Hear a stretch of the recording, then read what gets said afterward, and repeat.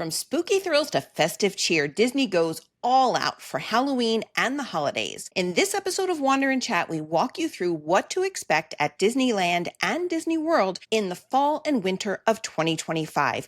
From Oogie Boogie Bash to Mickey's Very Merry Christmas Party, we're sharing what's new, what's magical, and what you need to plan early to experience it all. If you're wondering when to visit and how to make the most of Disney's seasonal celebrations, this one's for you. All right, let's start out this episode.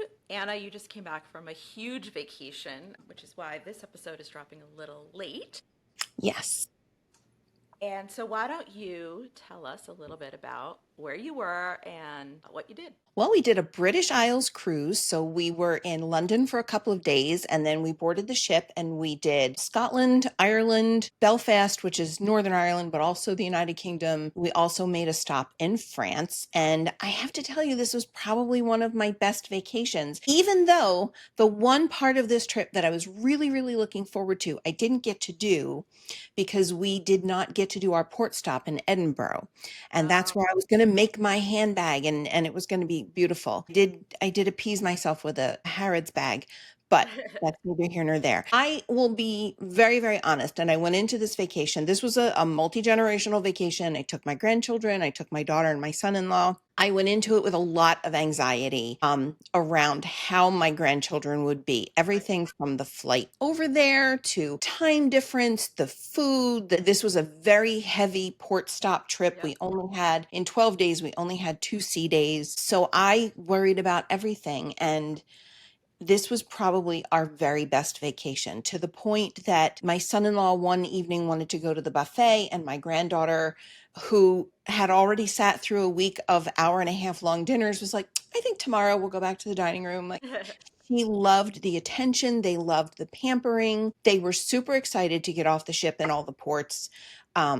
I heard Belfast should have been a much later stop because we did not hear the end of the Titanic exhibit and the Titanic Museum for the next week and a half, but it really was a great trip. So anybody that has hesitations about taking little kids on such a big journey, just do it. Just do it. I mean, obviously there were hiccups. Our trip home was You have essentially, had the worst luck. I know this has been a bad travel year. It was an absolute nightmare, but the kids were amazing. Again, little kids don't know. We go to the airport, at some point we get on the plane, but they've got their sticker books, their markers, their iPads. Like, they had entertainment. They were perfectly Right. fine. So they handled it much better than the grown-ups. So I am definitely a huge proponent now of just do it. Just take the trip, take the kids, do all the things that you want to do. And that Jameson over your shoulder, I assume, was another souvenir in addition to the Harrods bag. That was another souvenir. It was so cool. We went to the distillery, which was kind of a non-scheduled stop. So my son-in-law's family is from County Limerick in Ireland, and we did not stop anywhere near Limerick, but we had arranged a day trip for us to take a car out to County Limerick so he could kind of see where his grandparents and great-grandparents grew up. And on the way back, we had some extra time, and the driver and my son-in-law Brent had started up a conversation about the different types of whiskey and stuff. And the driver was like, oh, if you're interested in whiskey, let me take you to another stop.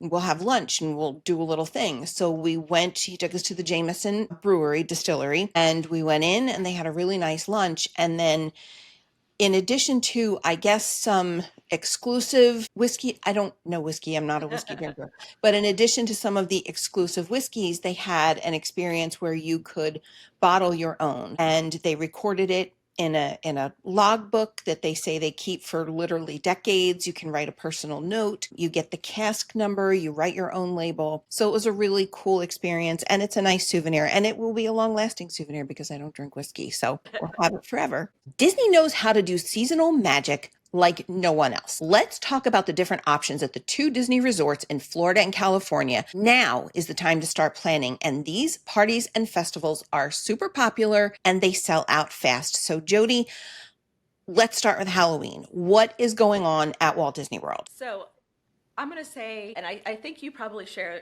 a similar opinion, that the holidays are a really, really magical time to visit. And I know you like Christmas at the parks.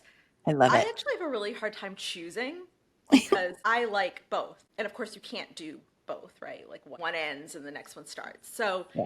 we're going to start out with Halloween, which I think might be my favorite.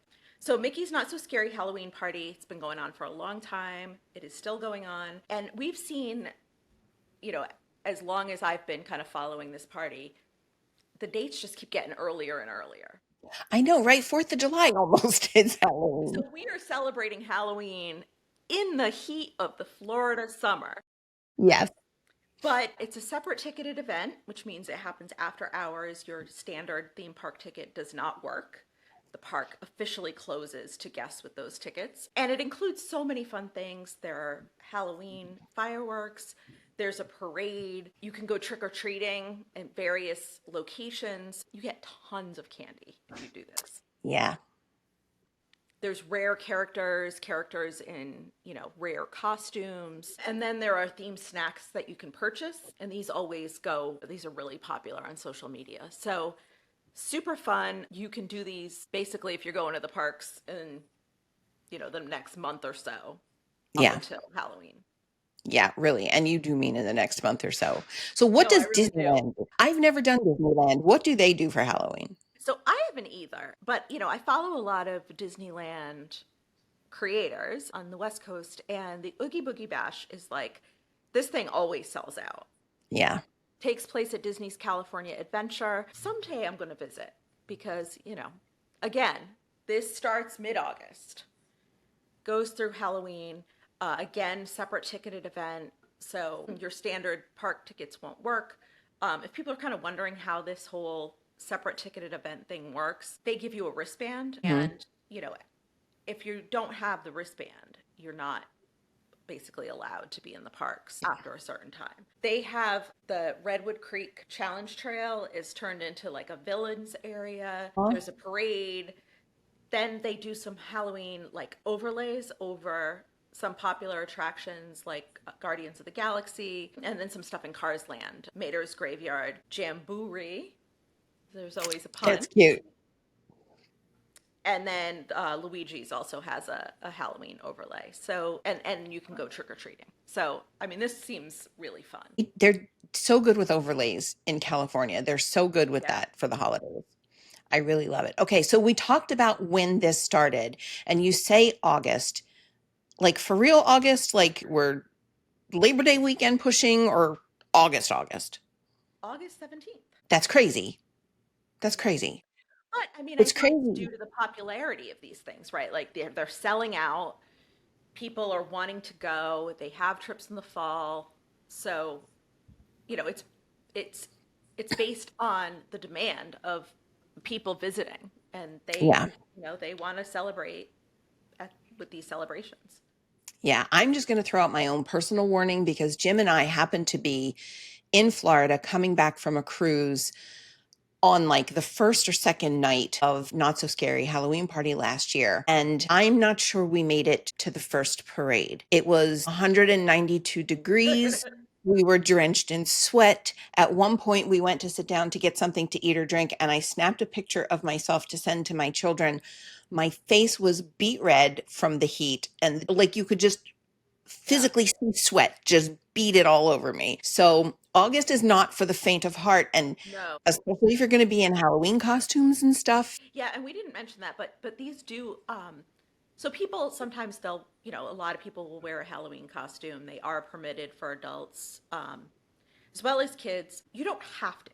So I mean, Yeah, I've gone with like a little Halloween T-shirt. I've gone with a Halloween themed dress. I've gone in my regular park clothes. Really, you'll see people go all out.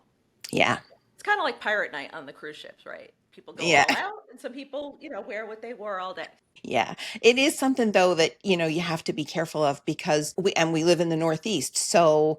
I mean, our kids grew up with Halloween where you're trying to like layer sweatshirts Right, and right, long johns underneath like the Winnie the Pooh costume, the big heavy right. costume. And that's going to be cruel in mid-August in Florida. Yeah, yeah, definitely. So let's go to Christmas, which is my favorite. There's something going on where at Walt Disney World? So the big ticketed event for the Christmas holidays and it happens basically right after Halloween. So those Halloween decorations come down, the Christmas decorations go up, it's like magic, right? So the big thing is Mickey's Very Merry Christmas Party. It's at the Magic Kingdom, similar to the Halloween party in the sense that it's separate ticketed. You know, the park closes. We've got hot chocolate and cookie stations. We've got beautiful decorations, snow falling Yeah, on Main Street, a special that's my parade, favorite. fireworks. So it is really, really beautiful. It is. It's so special. It's so special. I have to ask though, since we're here, when you say special ticketed event, what does that mean for the average person? Like, do they sell a million tickets and I'm going to be in line for hours? Am I going to get to enjoy these parties? Yeah, I mean, that's a great question. So obviously these are very popular and they sell out. So they only release a certain number of tickets. This means so stuff gets busy, right? Like a lot of times the really popular treats, especially the ones that have gone viral on social media, if you have to wait in line to purchase those. Going back to Halloween, you might have lines to see like very long lines to see characters. But generally the rides you can kind of you don't have to get your lightning lane for this. In fact, it's not available typically. So the rides are kind of where you get like the most, I think, benefit from the lower crowds. But if there's stuff you want to do, like getting specific treats or seeing specific characters, that's something you're going to want to do earlier. Yeah. And what do they do at Epcot? What's special at Epcot? So Epcot has one of my favorite things, which is the candlelight processional. It is so beautiful. It's so moving. They always have special guest narrators, which are released in advance. And this is something, it doesn't cost extra, Hmm. but it is extremely popular. And so they do have dining packages where you'll eat at a restaurant and you get like a little coupon that you can go into a separate line to get a better seat with a shorter line. That's what I typically do if I'm seeing candlelight. I think you're the same way, right? Oh, absolutely. I have gone to Epcot and been in World Showcase at 10 o'clock in the morning, and the lines for somebody popular like a Neil Patrick Harris, they're already wrapping around World Showcase. So Yeah. it's just much easier to do the dining package. Yeah, definitely. And those sell out too. So, that's something you're going to want to make a reservation for. So, there's also, they call it Festival of the Holidays. There are storytellers. There's holiday kitchen booths with food. There's an Olaf's holiday scavenger hunt, um, decorations. So, Epcot's definitely worth visiting. I think most people think of the Very Merry Christmas Party as Yeah. like the big thing, but yeah, there's other stuff too. Yeah, I love Epcot. I love Very Merry Christmas Party, but I really love Epcot at Christmas time. Yeah. And Hollywood Studios, it's kind of a new thing for them. Yeah. So they're doing Jollywood Nights, which is a separate ticketed event. I haven't been. I don't think you have, but your daughter has, right? Yeah, I haven't been. Bridget went. They went the first year, and from what I understand, because now we're at year 3, the first year really was a bit of trial and error, like what things worked, what things didn't work, and they started carrying them forward. But Bridget and my son-in-law Brent, they loved it. They had a great time. They didn't hang very long. They went with a specific list of things they wanted to do, and once they were done, they were done. But I hear it's getting better every year. Yeah, so there's like a Nightmare Before Christmas sing along. So, for those who've been going to the parks for a while, you remember the Osborne lights, Yeah, which were, you know, phenomenal. I miss them. Those sadly went away. So this Yeah, kind of, I guess this kind of replaces it in a way. Not in the same way, but in that it's something at Hollywood Studios. yeah. There is also a dining experience that takes place at Hollywood and Vine, which is Minnie's Holiday Dine character meal. So that's something you Mhm. could book and pay extra for if you wanted to. Yeah. They do that for Halloween too. I like that they kind of change up the costumes the characters are wearing Yeah, yeah, it's really or cute. the outfits. I shouldn't say costumes. Okay, Animal Kingdom, which I think for a lot of people, it's sort of an overlooked park, or they have very specific, like, we're going to go see Pandora, we're going to do Expedition Everest, and then maybe they dip and go somewhere else. So, does Animal Kingdom do anything special for the holidays? So we've talked about some of the changes coming to Animal Kingdom. So it's really very much a park that's in transition. Yeah. Although, I mean, you mentioned Pandora. I mean, still some phenomenal attractions. So there's Tree of Life Awakenings. There's around Discovery Island. There's like puppets that you can walk around and find, decorations, character outfits. So, there's definitely stuff to do there. But, I'd say if you're really going to see the holidays, I'd probably stick to Magic Kingdom and Epcot and maybe this new party at Hollywood Studios. Yeah. I will say though, I had very low expectations for Merry Menagerie, and it just makes me so happy. They have a live, I want to call it like a calypso style band playing Christmas songs, and they walk around with these, they're very like frozen-y looking, they're blue and white Yeah. puppets, and they're very wintry. They're penguins, polar bears, and they just made me so happy. It was just such a fun thing. I would not recommend that you give up a day or, Right. a party in one of the other parks to go see it, but if you happen to be at Animal Kingdom, absolutely don't miss them. And this is not a separate ticketed thing. So if you are at Animal Kingdom for the day, you can do this. Yeah, absolutely. And what else goes on at Walt Disney World?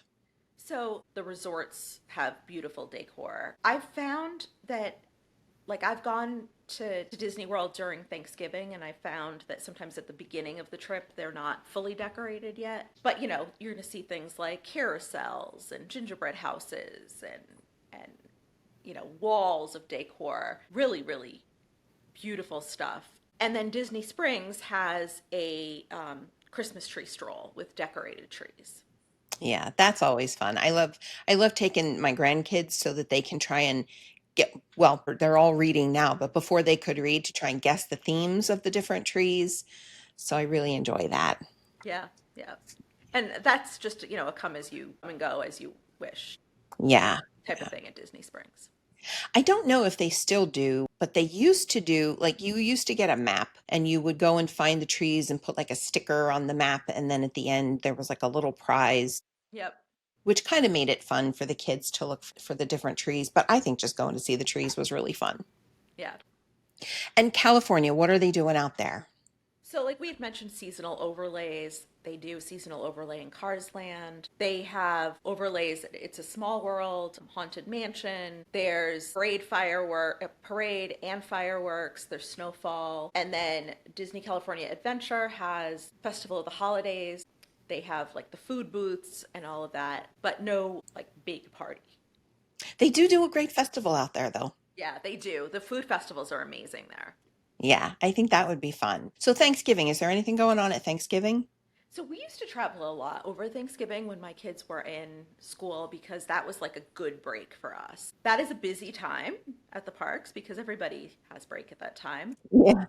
But there really isn't anything that's kind of a break between Halloween and the Christmas parties. They don't typically have the Christmas parties going on over Thanksgiving because it's so popular. But if you can't miss your Thanksgiving meal, a lot of the restaurants will serve like a special, which is like a Yeah. Thanksgiving meal plate. I generally didn't get it because, if I was at Disney World, I wanted to experience those foods. But, if you really wanted it. Someone years ago recommended, because we used to do Thanksgiving a lot. Years ago, someone recommended to me a place I never would have gone to for Thanksgiving, but it was Cape May Cafe, Oh, really? which is usually like a seafood buffet, but on Right. Thanksgiving, they have, in addition to the seafood offerings, a traditional Thanksgiving dinner. And it was a surprisingly good Thanksgiving dinner. Plus, you had all of the other more typical Cape May options. Right. So there was, shrimp and fish and all of the other stuff. So if you had people that were not big Thanksgiving dinner fans, or like you said, you want to experience a Disney restaurant at a Thanksgiving dinner, it kind of had the best of both worlds. So I really did enjoy that. Yeah. I mean, Cape May, I think, I always love the beach club anyway. I love that theme. Yeah. Cape May is very well themed for that kind of seaside. Um, but I can Yeah. also see it being great for Thanksgiving. So Yeah. And this is totally coming out of left field, but have you ever done Epcot for New Year's Eve? no, no. So this is a bucket list thing for me because I have heard that it is the place to be, that you can literally go from place to place and they are celebrating New Year's Eve with whatever the country's theme is, and they are celebrating it at different times. So Japan has a totally different New Year than the UK does, which has a totally different New Year than America does. Wow. I have seen pictures and video where there are like silent discos at the Italy part of World Showcase. So it's definitely something that's been on my radar, but at the same time, it just feels like it is the most crowded place to I'm be sure. ever. Like Yeah. outside of New York, Times Square, Epcot is the place where you're going to catch all the diseases. I think, okay, so this is also going to put you on the spot. Which is your favorite resort over the Christmas holidays? Oh, wow, that's a hard one. I'm gonna say Animal Kingdom Lodge. That's a good one. And that I'm gonna say that. So that's not the most convenient resort, but it has such like a cozy feel to it. Yeah, And I think Beach Club's my favorite overall, but I think I would say Animal Kingdom Lodge. yeah. I'm going to go with the crowd and say Wilderness Lodge. I just love the rustic cabin thing. I love the giant fireplace. I just think it gives, while it's still 85 degrees outside, it gives you a very Christmas in the woods kind of a feel. Yeah, But I think everybody loves Wilderness Lodge at Christmas time. yeah, And there are some changes this year to at least the Grand Floridian for yeah. Christmas. So the huge gingerbread house is no more, Yeah. which is unfortunate. I'm not sure why, if it's due to construction. I think this year it is construction. They're Yeah, redoing the whole lobby area and but it's sad. It's yeah. sad to not have it there. We went right after Halloween last year with my grandchildren and they were already putting it up and it's just it's fun. It's fun to watch them. It's fun to watch how it is built and see how much sugar and how many eggs it takes. It's just it's a nice Yeah. part of Christmas. Yeah, I love how they list all that out. I do too. I Yeah. really do. Especially this year when eggs are, $8 a dozen. You're like, let me calculate how much this is why. It doesn't matter if it's construction, it's eggs. They can't do it because of eggs. Well, I think there are a lot of great options then over the holidays at Disney World. Definitely. But like you said, you want to start planning this now and booking this now. I know a lot of the not so scary Halloween party dates have been selling out. Yeah. Halloween itself sold out this year. From what I've heard, I know that I booked a couple of clients to go, but I've heard from other travel agents that this is one of the fastest amount of time that it's sold out. Like Wow. they expected it to be available for at least 4 or 5 days. And it was like by the end of day two, there were no tickets left for that one when they went on Wow. sale. Wow. So, and they'll be announcing those, the rest of the dates that are selling out.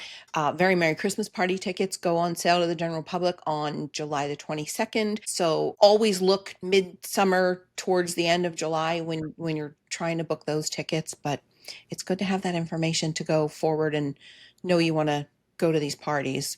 Mail call, question stories, let's hear it all.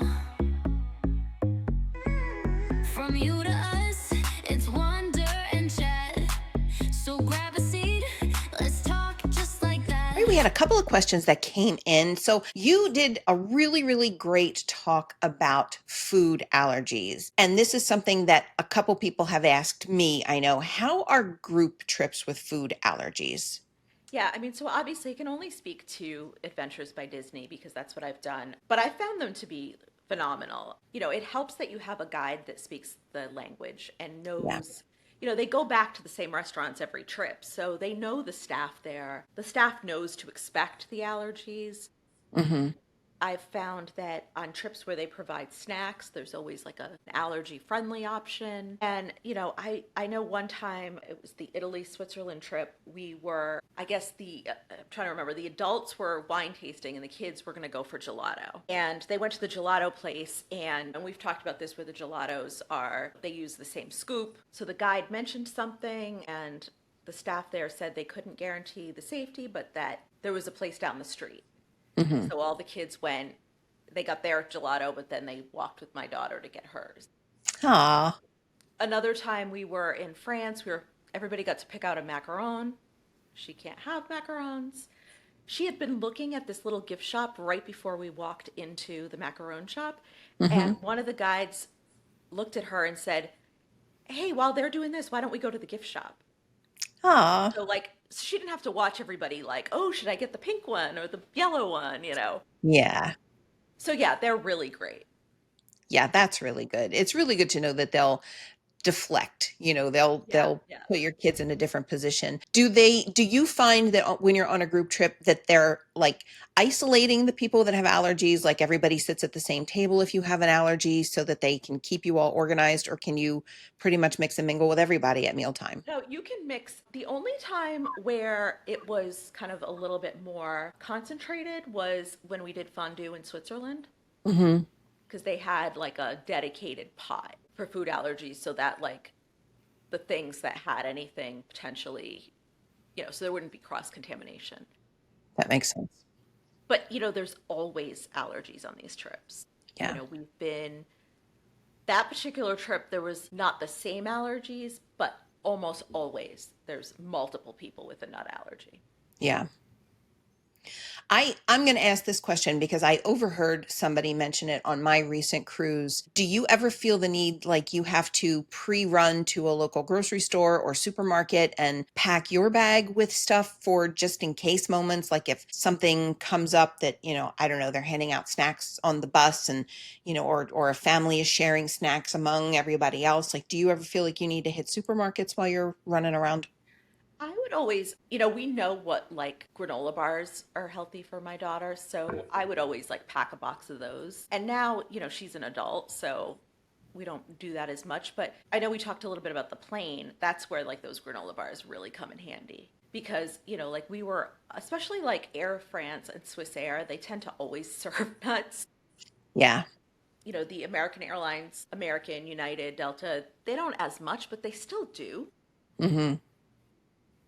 And like kind of unnecessarily, I feel like in some cases. Like, why are you serving praline ice cream? Right? Yes. Like, serve vanilla, serve chocolate, serve something that's like very universally liked. Yeah. Yeah. Jim and I flew a couple months back on American Airline, and Jim got upgraded to business class for, I don't know, frequent flyer miles or whatever he had. I was stunned, and I don't have food allergies and we don't have them in our house. As we were getting ready to take off, they handed everybody a little bowl of mixed Oh yeah, nuts. yeah, I was like, what? yeah. You could give pretzels. Like, why is it nuts that you're handing Right, out? It was so right. I strange. mean, nuts are a really like healthy snack, but also, we've been on planes where you've seen those nuts like still jammed into the seats. Oh my, So, you know how it is. They don't they like quickly clean things up, but they're not yeah. vacuuming out the plane in between. Yeah. So yeah, and that's why like when we talked about food allergies in that last episode, I mentioned airborne is a whole different story because that's luckily like, my daughter can sit in a seat where one has fallen and it's not Yeah. a bad situation, but that's not the case for everyone. Yeah.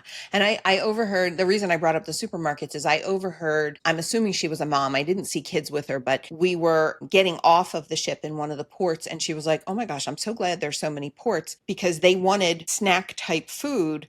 Yeah. And she felt like even though there were allergy options on the ship, her her family just wanted snacks, and she Yeah. was like, it's so nice to be able to run in and get what you need and not have to worry about the allergies because you're buying exactly what your kids can have. Yeah. And I find like a lot of European countries label really well too. Yeah. So that's helpful, like for something packaged. We did have one other question that came in, and I know you can request special menus or special meals or whatever. Do you ever feel obligated to give an extra gratuity to, let's say, the dining room wait staff or the guides that are like taking your kid to the gift shop or something? Do you feel like you have to go above and beyond for them taking care of, the allergy issue? I think about it the same way I would think about if you're on a cruise and you really liked that sundae at that other restaurant and they bring it to you, right? If they're going above and beyond and really helping you out, and then I would typically provide an additional gratuity, absolutely. But it's not an obligation, it's more just that's how I provide gratuities. Yeah. So yeah, I would think that above like a standard gratuity for something over and above is absolutely appropriate. Yeah, I think that makes sense. All right, so there have been some recent stories in the news, and I just really want your take on it. What do you think about crime at sea? Are we seeing more incidences at sea? Are we seeing more issues on cruise ships? There's a lot of stuff in the news about cruising. Yeah, I think, yeah, there has been a lot of information in the news. People have brought stuff up to me, people who've never been on a cruise. So we had a child falling over a balcony on a ship. Had a lot of people asking me if that's something I was ever scared of. We had the train wreck documentary about the poop cruise. Yep. And then, there Watch. was, I didn't watch it. Everybody is asking me if I watched it I though. can't watch it. And then, information. There was a recent article that we read on MSN about crime at sea. But what I would say is that, maybe there's like a false sense of security when you're on a cruise ship because it's not open, but the same kind of street smart rules apply. Yeah. Um, so you're going to want to, not leave belongings unattended. You're going to want to watch your children. You're going to want to, um, now, I will say, I've always felt on any of the ships I've been on that the balconies have felt safe to me. Um, Hmm.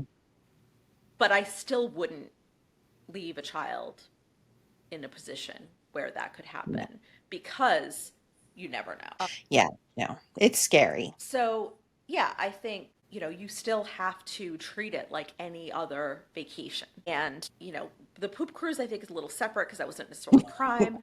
Just like flying, right? There's so many cruises going out every day that this is not happening. This is one story on one cruise line, on one ship, on one sailing. Kind of a while ago actually. So, yeah, I think do you agree? I mean, still love cruising.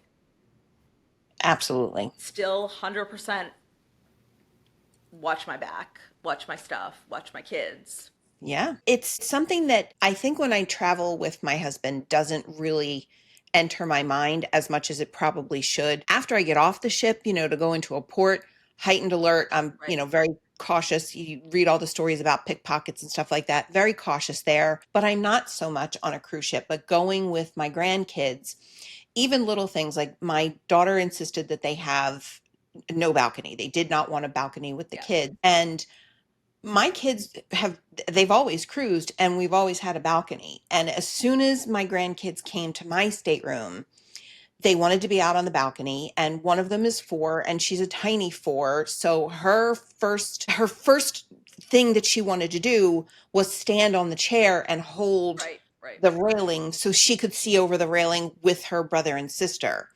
And my daughter was like, nope, that's it. They're in, like they're inside. And it's not something I think I would have had at the forefront of my mind if this incident hadn't recently Right. occurred with the little girl that fell overboard, or if my daughter hadn't been behind me, like, no, she can't do that. She's got to come in.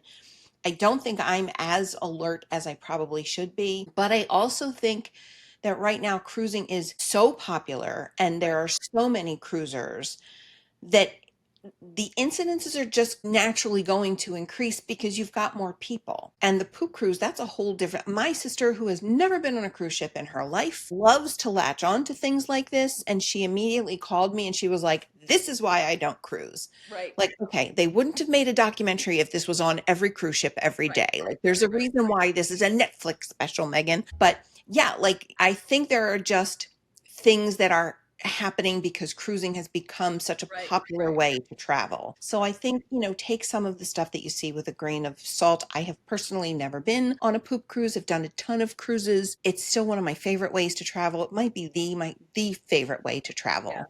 So I think for the most part, you're Yeah. clear.